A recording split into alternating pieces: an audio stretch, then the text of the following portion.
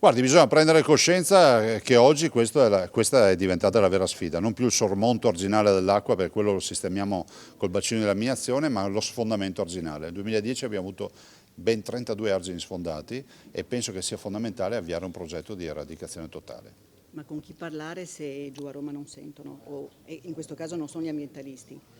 Beh, noi siamo abituati a farci sentire, adesso cercheremo di alzare un po' più la voce, ma con una finalità collaborativa, sapendo che l'interesse comune è quello di evitare che qualcuno perda la vita. Non voglio fare il tragico, ma insomma uno sfondamento arginale dipende dove va a finire l'acqua, l'abbiamo visto ad esempio con Caldogno, quel povero anziano che ha perso la vita nel 2010.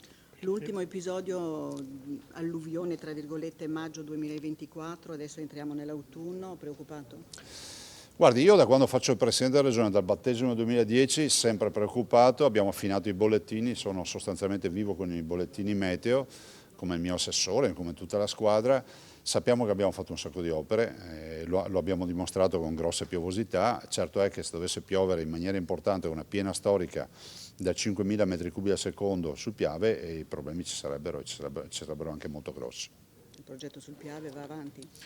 Va avanti nel rispetto dell'ambiente, abbiamo chiesto più alternative progettuali facendo in modo che ci sia un impatto quasi zero, che non ci sia quello che si sentiva dire 8-10 metri di muri in cemento armato, questo no. Cercheremo di capire cosa propongono, anche noi abbiamo come primo interesse questo, però qualcosa bisogna fare. E sul biondo lavorate in sinergia con i Friuli Venezia? Assolutamente sì.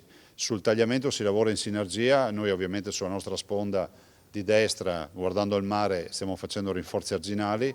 Certo è che il tagliamento ha bisogno di un scolmatore importante, perché una piena storica importante non riesce assolutamente a trattenerla all'interno dell'alveo, quindi ci sarebbe un sormonto arginale. Troppa acqua, poca acqua, la diga del Vanoi? Sulla diga del Vanoi intanto non siamo noi a realizzarla, spieghiamolo ai cittadini. Noi siamo auditi nell'audizione, noi solleviamo le perplessità del contesto idrogeologico e della fragilità del contesto, quindi abbiamo chiesto che gli approfondimenti siano fatti. Per quanto riguarda la Regione dal punto di vista tecnico, se non c'è la totale sicurezza al 100%, per noi è no. Per quello che riguarda quello che è accaduto a Mestre, invece, che opinione si è fatto? Di una tragedia unica, di un atto eroico di questo ragazzo che gli ha portato a perdere la vita. Esprimo la vicinanza alla famiglia, ma questo non riporta in vita questo ragazzo. E del fatto che sul fronte di quella che a volte viene definita microcriminalità, non furto, è microcriminalità. Abbiamo capito che dietro a un borseggiatore o un aggressore può esserci un accoltellatore, un omicida come in questo caso. Penso che sia fondamentale partire dalla base, cioè inasprire le pene, ma in maniera importante, in maniera tale da far pulizia, perché così non si può andare avanti. Lei sostanzialmente ha ricordato adesso di aver vissuto a Marghera per un bel periodo durante l'emergenza del Covid. Che cosa ha visto? Ma sai, si vede che ci sono delle persone che vivono senza lavorare, definiamolo così.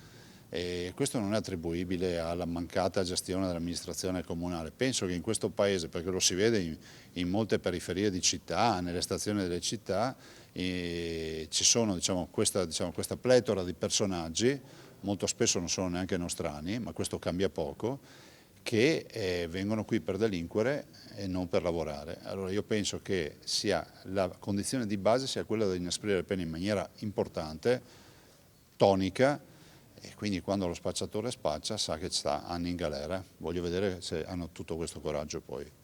Quella di Mestre è un'emergenza nazionale, in realtà, cioè si parla di Mestre come capitale dell'eroina, per esempio. Questi sono i dati del Ministro dell'Interno. Se questi sono i dati, io non li conosco, va fatta pulizia.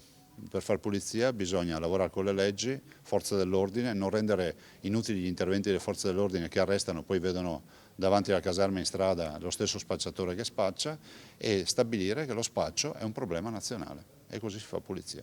Solo un punto. Prego. Sulle nutrie ancora, come prima. La proposta parte da oggi o ci sono discorsi andati avanti e non ascoltati? No, noi ne abbiamo portati avanti spesso, non è che siamo dei guerrafondai che ce l'abbiamo oggi con l'animale di turno. La verità è che abbiamo 5.000 km di argini, più 3.000 ce li hanno i consorzi di bonifica, hanno gli stessi problemi, e molti di questi argini sono delle gruviere. Quindi è inutile fare bacini di laminazione se poi si spacca l'argine e l'acqua esce a prescindere dal bacino di laminazione. Ed è esattamente la storia dei nostri allagamenti, gli sfondamenti arginali. Il sormonto arginale, vedere il fiume che va per sopra, no? Come si dice, sormonta l'argine, allaga territori, e da un pezzo ne vediamo che prima sfondano gli argini. Ci ha spiegato i costi, quanti sono i tempi per costruire questi argini? Ma guardi, 5.000 chilometri, le dico solo adesso, ne abbiamo fatti 50 chilometri, ne dobbiamo fare altri 80 chilometri, sono 180 milioni di euro, vuol dire 5.000 chilometri, io direi che non so se bastano 12 miliardi di euro, ma i tempi sarebbero talmente camaleontici e talmente in là che penso che prima le nutrie riuscirebbero veramente a mangiarseli tutti gli argini.